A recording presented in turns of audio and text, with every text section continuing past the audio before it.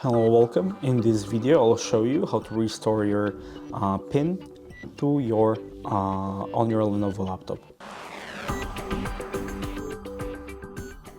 So as you can see, I have forgotten, unfortunately, my PIN to my account, and I only thing I have to do is to press I forgot my PIN, and now we'll have to log in into our Microsoft account, and this will result in a code coming to your Gmail or any other mail you have, and you'll have to reset your password, reset your PIN through their system. So if you enjoyed this video and considered it helpful, leave a like, subscribe, and thanks for watching.